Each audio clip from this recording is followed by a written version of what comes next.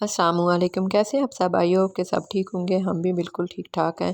یہاں پہ میں آج بنانے لگی تھی چکن شامی کباب۔ تو اس کے لیے میں نے لیا ہے چکن ½ kg۔ یہ زیادہ تر بون لیس یا کچھ ہیں 2-3 بوٹیاں جو بونز کے ساتھ ہیں۔ تو یہ میں نے ایک پین میں ڈال دیا ہے۔ تو اب میں اس میں پانی ڈال کے اس کو بوائل ہونے کے لیے رکھ دوں گی، اور ساتھ میں کچھ کھڑے مسالے بھی ایڈ کروں گی۔ تو میں پانی اس میں اتنا ہی ایڈ کروں گی جتنے میں یہ اچھی طرح سے بوائل ہو جائے۔ اگر پانی ایکسٹرا ہوا تو میں اسی کے اندر اس کو ڈرائی کر لوں گی۔ تو یہاں پہ میں نے یہ 3 سبز الائچی لی ہیں، 4 یہ بلیک والی، اور یہ دار چینی کے ٹکڑے ہیں، اور یہ تھوڑا سا لہسن ہے، اور ساتھ میں یہ ثابت زیرہ، ثابت دھنیا اور یہ ادرک کا ہے۔ تو یہ سارے میں اس میں ڈال کے تو پانی ڈال کے اس کو بوائل ہونے کے لیے رکھ دوں گی۔ چکن کو بہت اچھی طرح سے میں بوائل کر لوں گی۔ ساتھ میں نے یہ ایک میڈیم سائز کا پیاز بھی اس میں ایڈ کر دیا ہے۔ تو اس کے بعد میں نے یہاں پہ لیے یہ سبز مسالے جو ہوتے ہیں وہ والے، اس میں ہے دھنیا، پودینہ، شملہ مرچ، بند گوبھی، اور یہ ایک پیاز ہے میڈیم سائز کا، اس کو میں باریک باریک کاٹ لوں گی۔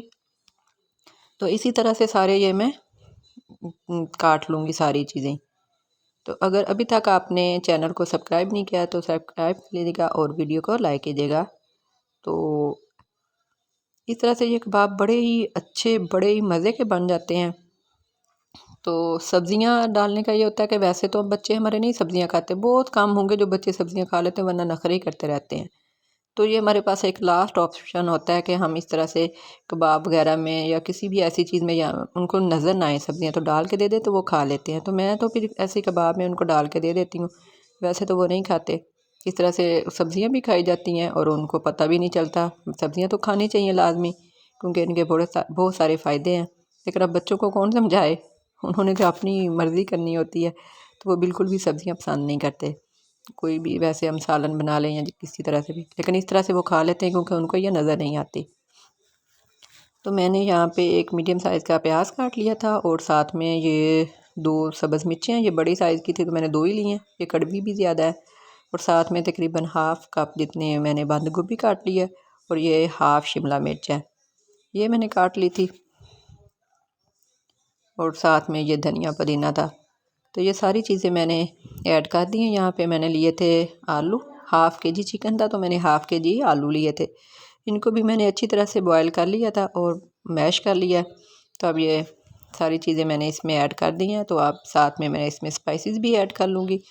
اسپائسز میں نے لی ہے یہ لال مرچ کا پاؤڈر ہے، ساتھ میں یہ زیرہ پاؤڈر، دھنیا پاؤڈر اور چاٹ مسالہ، اور ساتھ میں یہ بلیک پیپر ہے تھوڑی سی، یہ لہسن پاؤڈر ہے، لہسن میں نے چکن میں بھی ایڈ کیا ہے اور یہاں بھی پاؤڈر لیا ہے، اور ساتھ میں نے یہ نمک لیا ہے۔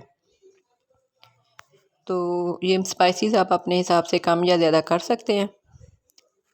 تو یہاں پہ چکن بھی ہمارا بہت اچھی طرح سے بوائل ہو چکا تھا، تو میں نے اس طرح سے اس کو شیڈ کر لیا، اور جو تھوڑی بہت بون تھی وہ بھی میں نے علیحدہ کر دی تھی۔ تو اب یہ سارا چکن میں ایڈ کر لوں گی جو بوائلڈ آلو ہیں ان میں۔ تو اب ان کو اچھی طرح سے میں مکس کر لوں گی تاکہ یہ ساری چیزیں یکجان ہو جائیں۔ تو اس کے بعد ہم ان کو شیپ دے لیں گے، کوئی سی بھی شیپ دے سکتے ہیں ہم، جو بھی آپ پسند کریں، آپ کے بچے پسند کریں۔ تو میں تو ان کو شامی کباب کی جو شیپ ہوتی ہے وہی دوں گی۔ تو اس طرح سے ہم یہ شامی کباب بنا کے رکھ لیں تو ہمیں بڑا فائدہ ہو جاتا ہے بچوں کے لنچ کے لیے بھی، کیونکہ ظاہر ہے بچوں نے روز اسکول جانا ہوتا ہے، ان کو کچھ نہ کچھ دینا پڑتا ہے۔ تو اس وجہ سے پھر سینڈوچ بھی بن سکتے ہیں، برگر بنا کے دینے ہوں، اور بھی کوئی چیز ہو، تو اس طرح سے یہ ہمارے کام آ جاتے ہیں۔ یا پھر کوئی اچانک سے گیسٹ آ جائے تو بھی ہم ان کو نکال کے ان کو فرائی کر کے دے سکتے ہیں چائے کے ساتھ۔ تو میں تو اس طرح سے بنا کے رکھ لیتی ہوں۔ آپ ان کو فریز کر سکتے ہیں 1-1.5 مہینہ تک، اس سے زیادہ نہیں میں فریز کرتی، کیونکہ اس کے بعد ان کا ٹیسٹ چینج ہونا شروع ہوتا ہے یہ، لیکن 1-1.5 مہینہ تو بالکل پرفیکٹ رہتے ہیں، ٹیسٹ بھی ان کا چینج نہیں ہوتا۔ اس طرح سے میں نے یہ سارے کباب کو شیپ دے لی تھی۔ تو میں نے یہ میڈیم سائز کے بنائے ہیں، نہ بہت بڑے بنائے نہ چھوٹے، تو آپ سائز بھی ان کا چھوٹا بڑا کر سکتے ہیں، لیکن میں نے ان کو میڈیم ہی رکھا ہے۔ تو اس کے بعد میں ان کو انڈا اور بریڈ کرمز یہ لگا لوں گی، کیونکہ بریڈ کرمز لگانے سے بڑے کرسپی سے ہو جاتے ہیں تو بچے زیادہ پسند کرتے ہیں پھر۔ تو یہاں پہ میں نے انڈے میں صرف نمک ایڈ کیا اور کچھ بھی نہیں۔ تو بس اب یہ میں کباب کو پہلے انڈے میں ڈپ کروں گی، اس کے بعد میں ان کو بریڈ کرمز لگاؤں گی۔ تو اس طرح سے سارے کبابوں کو میں انڈے اور بریڈ کرمز سے کوٹ کر لوں گی۔ اس کے بعد میں ان کو فریزر میں رکھ دوں گی تو یہ 3-4 گھنٹے میں فریز ہو جائیں گے۔ تو پھر اس کے بعد میں ان کو نکال کے کسی بھی یا ایئر ٹائٹ جار میں ڈال لیں، یا پھر آپ زپ لاک بیگ میں، یا پھر عام شاپر جو ہوتے ہیں کسی میں بھی ڈال کے آپ ان کو فریز کر سکتے ہیں۔ جب آپ کو ضرورت ہو تو ان کو پہلے نکال کے رکھنے کی بھی کوئی ضرورت نہیں ہوتی، آپ اسی ٹائم نکالیں اور ان کو فرائی کر لیں، تو یہ بہت اچھے سے فرائی ہو جاتے ہیں۔ اگر آج کی ویڈیو پسند آئی ہو تو لائک کیجیے گا، شیئر کیجیے گا اور چینل کو سبسکرائب کیجیے گا۔ اللہ حافظ۔